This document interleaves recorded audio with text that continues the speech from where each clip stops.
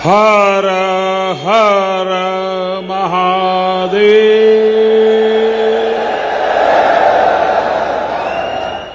जय श्री महाकाल।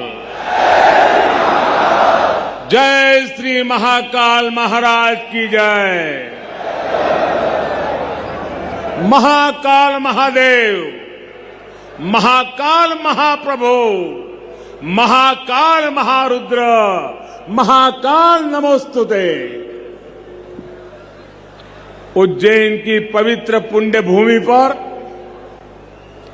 इस अविस्मरणीय कार्यक्रम में उपस्थित देश भर से आए सभी चरण वंद्य संतगण, सम्माननीय साधु सन्यासीगण,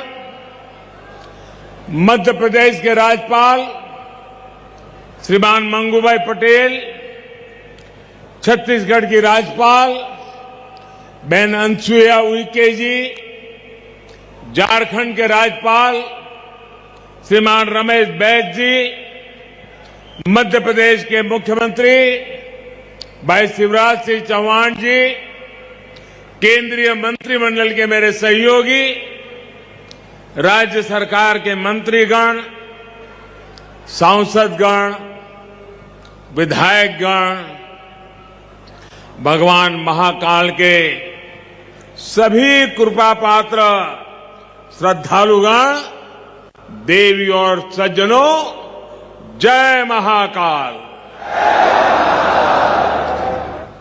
उज्जैन की ये ऊर्जा, ये उत्साह, अवंतिका की ये आभा, ये अद्भुतता, ये आनंद, महाकाल की ये महिमा, ये महात्म्य, महाकाल लोक में लौकिक कुछ भी नहीं है। शंकर के सानिध्य में साधारण कुछ भी नहीं है। सब कुछ अलौकिक है, असाधारण है, अविस्मरणीय है, अविश्वसनीय है।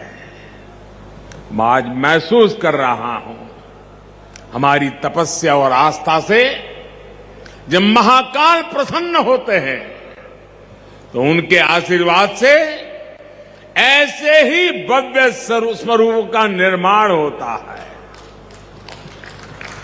और महाकाल का आशीर्वाद जब मिलता है तो काल की रेखाएं मिट जाती है, समय की सीमाएं सिमट जाती है और अनंत के अवसर प्रस्फुटित हो जाते हैं। अंत से अनंत यात्रा आरंभ हो जाती है। महाकाल लोक की ये भव्यता भी समय की सीमाओं से परे आने वाली कई पीढ़ियों को अलौकिक दिव्यता के दर्शन कराएगी। भारत की सांस्कृतिक और आध्यात्मिक चेतना को ऊर्जा देगी। मैं इस अद्भुत अवसर पर राजाधिराज महाकाल के चरणों में शत शत नमन करता हूं। मैं आप सभी को देश और दुनिया में महाकाल के सभी भक्तों को हृदय से बहुत बहुत बधाई देता हूं। विशेष रूप से भाई शिवराज सिंह चौहान और उनकी सरकार, उनका मैं हृदय से अभिनंदन करता हूं, जो लगातार इतने समर्पण से इस सेवा यज्ञ में लगे हुए हैं। साथ ही मैं मंदिर ट्रस्ट से जुड़े सभी लोगों का, संतों और विद्वानों का भी आदरपूर्वक धन्यवाद करता हूं, जिनके सहयोग से इस प्रयास को सफल किया है। साथियों, महाकाल की नगरी उज्जैन के बारे में हमारे यहां कहा गया है, प्रलयो न बाधते, प्रलयो न बाधते तत्र महाकालपुरी, अर्थात महाकाल की नगरी प्रलय के प्रहार से भी मुक्त है। हजारों वर्ष पूर्व जब भारत का भौगोलिक स्वरूप आज से अलग रहा होगा, तब से ये माना जाता रहा है कि उज्जैन भारत के केंद्र में है। एक तरह से ज्योतिषीय गणनाओं में उज्जैन न केवल भारत का केंद्र रहा है, बल्कि ये भारत की आत्मा का भी केंद्र रहा है। ये वो नगर है जो हमारी पवित्र 7 पुरियों में से एक गिना जाता है। ये वो नगर है जहां स्वयं भगवान कृष्ण ने भी आकर शिक्षा ग्रहण की थी। उज्जैन ने महाराजा विक्रमादित्य का वो प्रताप देखा है जिसने भारत के नए स्वर्ण काल की शुरुआत की थी। महाकाल की इस धरती से विक्रम संवत के रूप में भारतीय काल गणना का एक नया अध्याय शुरू हुआ था। उज्जैन के क्षण क्षण में, पल पल में इतिहास सिमटा हुआ है। कण कण में आध्यात्म समाया हुआ है और कोने कोने में ईश्वरीय ऊर्जा संचारित हो रही है। यहां काल चक्र का 84 कल्पों का प्रतिनिधित्व करते 84 शिवलिंग है।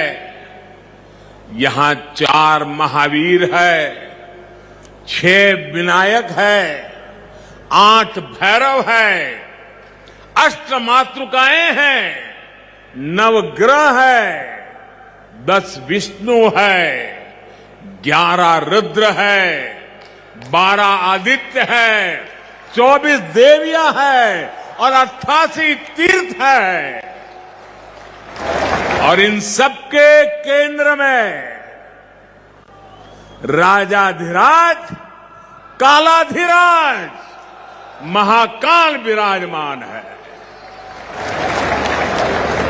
यानी एक तरह से हमारे पूरे ब्रह्मांड की ऊर्जा को हमारे ऋषियों ने प्रतीक स्वरूप में उज्जैन में स्थापित किया हुआ है। इसलिए उज्जैन ने हजारों वर्षों तक भारत की संपन्नता और समृद्धि का, ज्ञान और गरिमा का, सभ्यता और साहित्य का नेतृत्व किया है। इस नागरी का वास्तु कैसा था, वैभव कैसा था, शिल्प कैसा था, सौंदर्य कैसा था, इसके दर्शन हमें महाकवि कालिदास के मेघदूतम में होते हैं। बाण भट्ट जैसे कवियों के काव्यों में यहां की संस्कृति और परंपराओं का चित्रण हमें आज भी मिलता है। यही नहीं, मध्यकाल के लेखकों ने भी यहां के स्थापत्य और वास्तुकला का गुणगान किया है। भाइयों और बहनों, किसी राष्ट्र का सांस्कृतिक वैभव इतना विशाल तभी होता है जब उसकी सफलता का परचम विश्व पटल पर लहरा रहा होता है। और सफलता के शिखर तक पहुंचने के लिए भी ये जरूरी है कि राष्ट्र अपने सांस्कृतिक उत्कर्ष को छुए, अपनी पहचान के साथ गौरव से सर उठा करके खड़ा हो जाए। इसलिए आजादी के अमृत काल में भारत ने गुलामी की मानसिकता से मुक्ति और अपनी विरासत पर गर्व जैसे पंच प्राण का आह्वान किया है। इसलिए आज अयोध्या में भव्य राम मंदिर का निर्माण पूरी गति से हो रहा है। काशी में विश्वनाथ धाम भारत की सांस्कृतिक राजनीति का गौरव, राजधानी का गौरव बढ़ा रहा है। सोमनाथ में विकास के कार्य नए कीर्तिमान स्थापित कर रहे हैं। उत्तराखंड में बाबा केदार के आशीर्वाद से केदारनाथ, बद्रीनाथ तीर्थ क्षेत्र में विकास के नए अध्याय लिखे जा रहे हैं। आजादी के बाद पहली बार 4 धाम प्रोजेक्ट के जरिए हमारे चारों धाम ऑल वेदर रोड से जुड़ने जा रहे हैं। इतना ही नहीं, आजादी के बाद पहली बार करतारपुर साहिब कॉरिडोर खुला है, हेमकुंड साहिब रोपवे से जुड़ने जा रहा है। इसी तरह स्वदेश दर्शन और प्रसाद योजना से देश भर में हमारी आध्यात्मिक चेतना के ऐसे कितने ही केंद्रों का गौरव पुनः स्थापित हो रहा है। और अब इसी कड़ी में ये भव्य, अति भव्य महाकाल लोक भी अतीत के गौरव के साथ भविष्य के स्वागत के लिए तैयार हो चुका है। आज जब हम उत्तर से दक्षिण तक, पूरब से पश्चिम तक अपने प्राचीन मंदिरों को देखते हैं तो उनकी विशालता, उनका वास्तु हमें आश्चर्य से भर देता है। कोणार्क का सूर्य मंदिर हो या महाराष्ट्र में एलोरा का कैलाश मंदिर, ये विश्व में किसी विस्मित नहीं कर देते।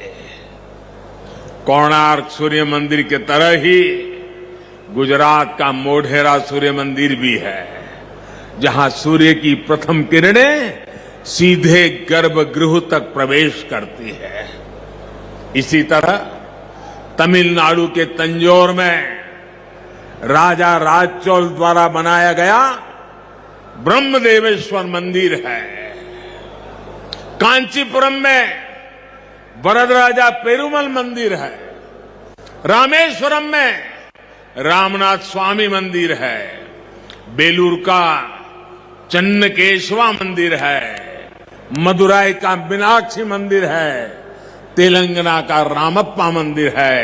श्रीनगर में शंकराचार्य मंदिर है। ऐसे कितने ही मंदिर हैं, वो बेजोड़ है, कल्पनातीत है, न भूतो न भविष्यति के जीवंत उदाहरण है।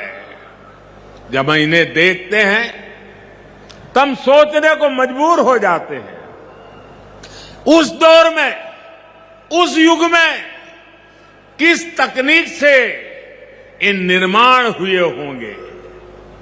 हमारे सारे प्रश्नों के उत्तर हमें भले ही न मिलते हो, लेकिन इन मंदिरों के आध्यात्मिक सांस्कृतिक संदेश हमें उतनी ही स्पष्टता से आज भी सुनाई देते हैं।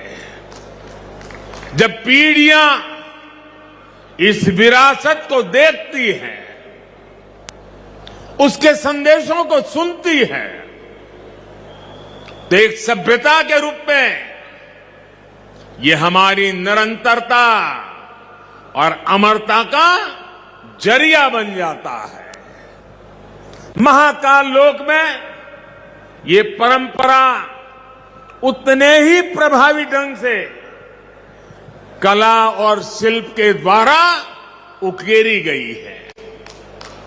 ये पूरा मंदिर प्रांगण शिव पुराण की कथाओं के आधार पर तैयार किया गया है।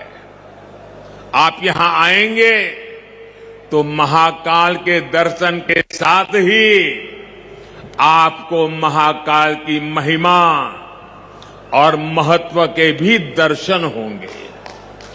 पंचमुखी शिव, उनके डमरू, सर्प, त्रिशूल, अर्धचंद्र और सप्तऋषि, इनके भी उतने ही भव्य स्वरूप यहां स्थापित किए गए हैं। ये वास्तु, इसमें ज्ञान का ये समावेश, ये महाकाल लोक को उसके प्राचीन गौरव से जोड़ देता है, उसकी सार्थकता को और भी बढ़ा देता है। भाइयों और बहनों, हमारे शास्त्रों में एक वाक्य है, शिवम ज्ञानम, शिवम ज्ञानम। इसका अर्थ है शिव ही ज्ञान है और ज्ञान ही शिव है। शिव के दर्शन में ही ब्रह्मांड का सर्वोच्च दर्शन है और दर्शन ही शिव का दर्शन है। इसलिए मैं मानता हूं हमारे ज्योतिर्लिंगों का ये विकास भारत की आध्यात्मिक ज्योति का विकास है, भारत के ज्ञान और दर्शन का विकास है। भारत का यह सांस्कृतिक दर्शन एक बार फिर शिखर पर पहुंचकर विश्व के मार्गदर्शन के लिए तैयार हो रहा है। साथियों, भगवान महाकाल एकमात्र ऐसे ज्योतिर्लिंग है जो दक्षिण मुखी है। ये शिव के ऐसे स्वरूप है जिसकी भस्म आरती पूरे विश्व में प्रसिद्ध है। हर भक्त अपने जीवन में भस्म आरती के दर्शन जरूर करना चाहता है।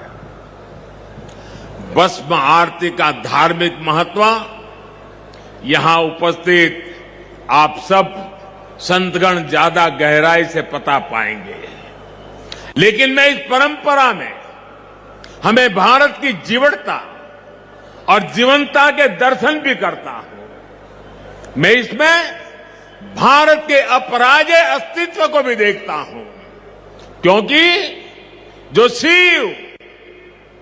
शिव सोयम भूति विभूषण,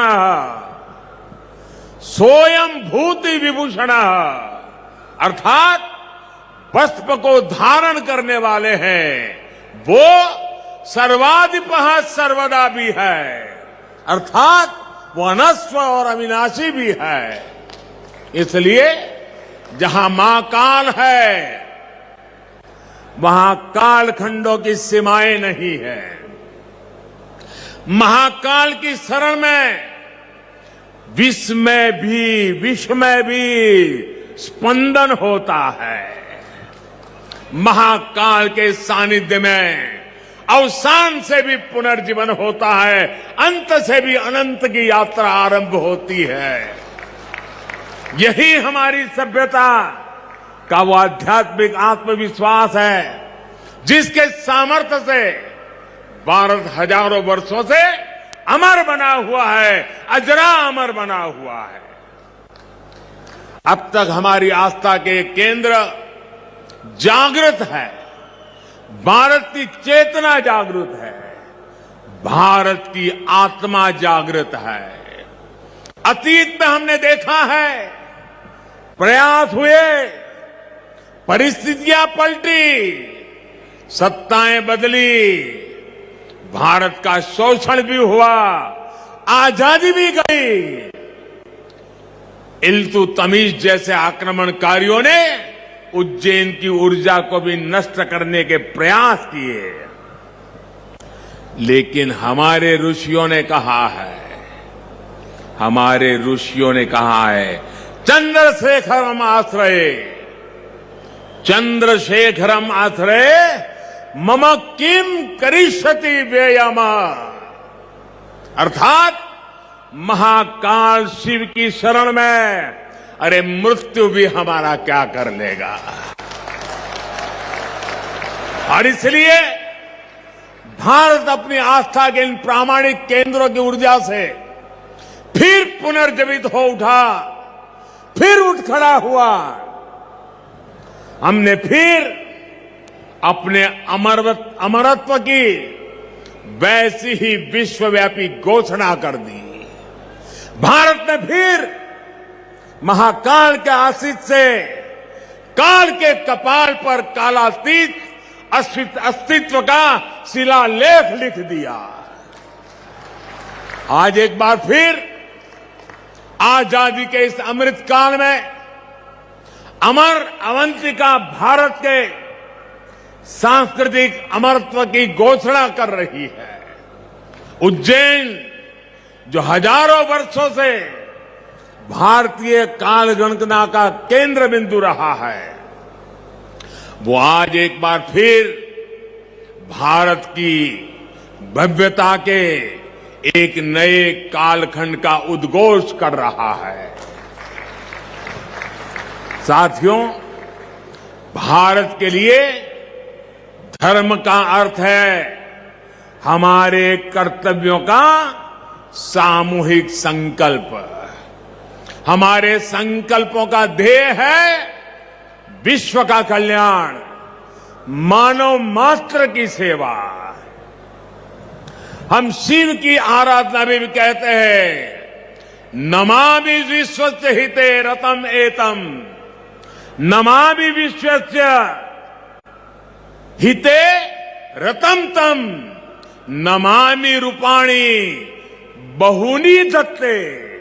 अर्थात हम उन विश्वपति भगवान शिव को नमन करते हैं जो अनेक रूपों से पूरे विश्व के हितों में लगे हैं। यही भावना हमेशा भारत के तीर्थों, मंदिरों, मठों और आस्था केंद्रों की भी रही है।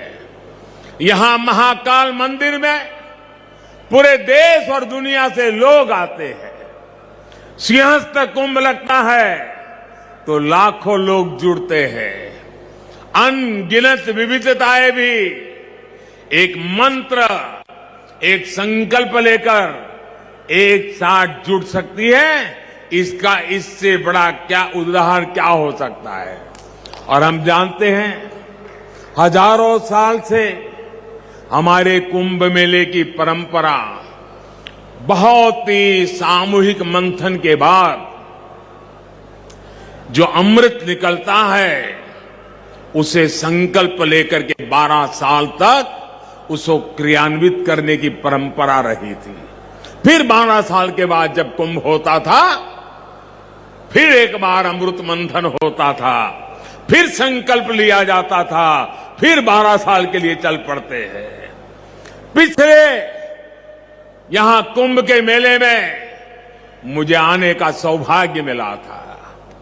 महाकाल का बुलावा आया और ये बेटा आए बिना कैसे रह सकता है। और उस समय कुंभ की हजारों साल की पुरानी परंपरा, उस समय जो मन मस्तिष्क में मंथन चल रहा था, जो विचार प्रवाह बह रहा था, मां क्षिप्रा के तट पे अनेक विचारों से मैं घिरा हुआ था।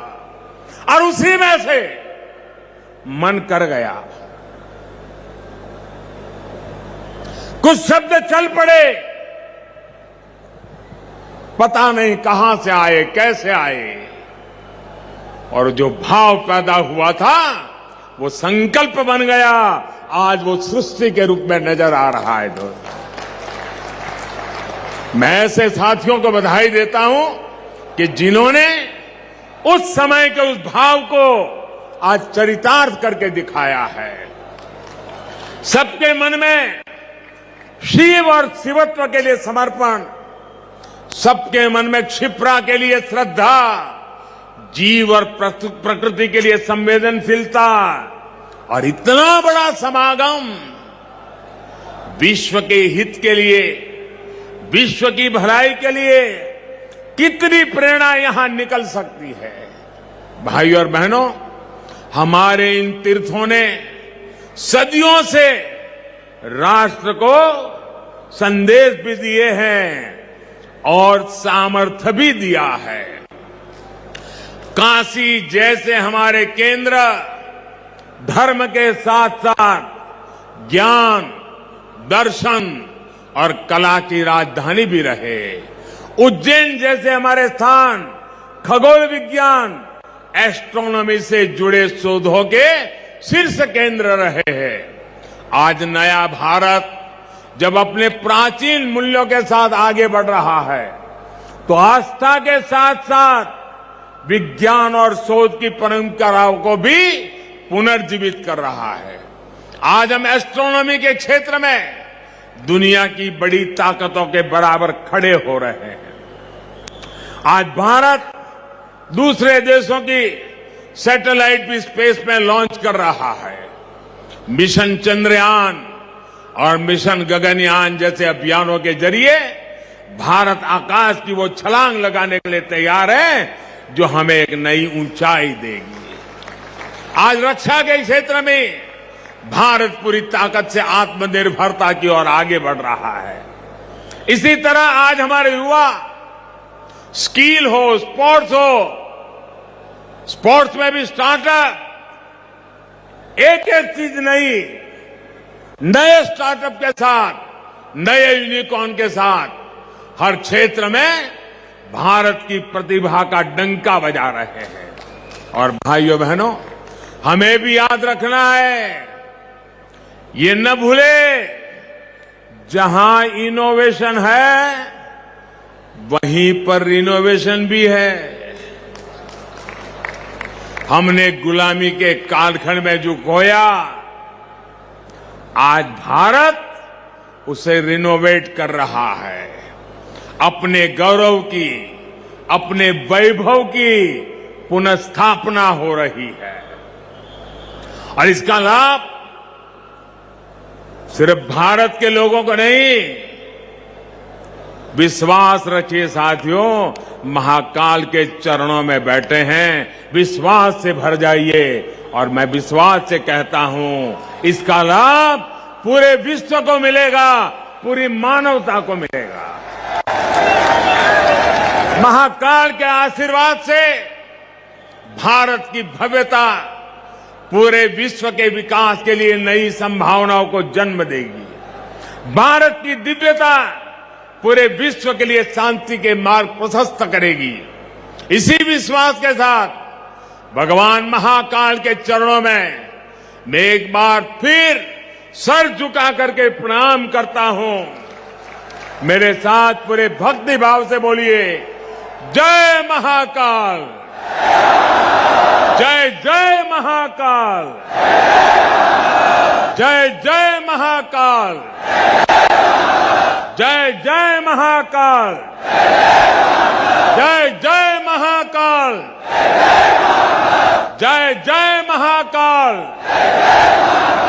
जय जय महाकाल, जय जय महाकाल।